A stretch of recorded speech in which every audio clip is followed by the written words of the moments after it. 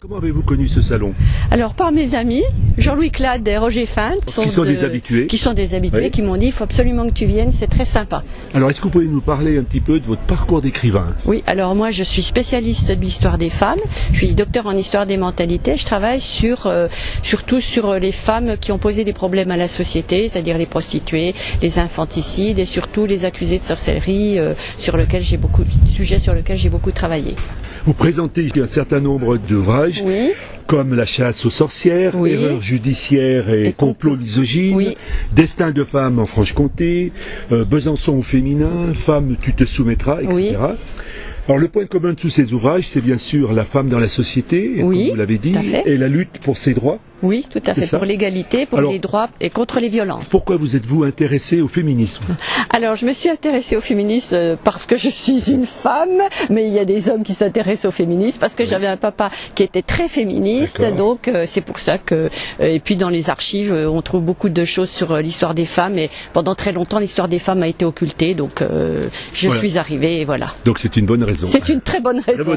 Et en 2019, aux éditions 7, vous avez publié Besançon au féminin. Oui. Qu'est-ce qui vous a poussé à écrire ce livre? Alors, ce qui m'a poussé à écrire ce livre, c'est qu'on parle souvent de Besançon et des grands hommes, Victor Hugo, Courbet qui a vécu. Donc, on a souvent occulté de même l'histoire des femmes. Donc, je me suis posé la question, est-ce qu'il y a des choses à dire sur les femmes de Besançon? Et il y a plein de choses à dire. Donc, c'est pour ça que j'ai trouvé des sujets très intéressants sur l'histoire des femmes à Besançon. Votre dernier ouvrage intitulé La chasse aux sorcières, oui, Erreurs judiciaires et complots misogynes, est en voie d'être publié? Oui, il va sortir début septembre. Donc là, je reviens un peu sur la figure de la sorcière, de l'accusée de sorcellerie, qui aujourd'hui, la sorcière, c'est une figure du féminisme. Mais en fait, je démonte un peu cette figure mythique en disant que les sorcières n'étaient pas des guérisseuses. Voilà, ça c'est la grande nouveauté de mon livre. Vous parlez d'Henriette de Crans? Oui, Henriette de Crans, c'est la première femme à avoir été brûlée en Franche-Comté en 1434 à Besançon, donc à Chamas, et elle fait partie justement de toutes ces accusées, hommes ou femmes au départ, qui ont été brûlées dans l'arc alpin. Voilà, donc c'est pour ça que la Franche-Comté fait partie de la chasse aux sorcières.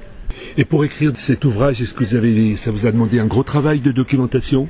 Ah, ce livre, c'est 30 ans de travail, toute une réflexion que je mène depuis 30 ans. Donc comment vous avez procédé? On a la chance en Franche-Comté d'avoir des archives qui parlent des procès de sorcellerie. Donc là, il y a matière et c'est pour ça qu'on peut traiter ce sujet correctement. Donc vous avez d'autres projets? Oui, bien sûr, je vais écrire sur les fées du Moyen-Âge, qui est un peu le pendant de l'accusé de sorcellerie, des créatures bien sûr irréelles, mais qui sont très intéressantes à étudier, à décortiquer.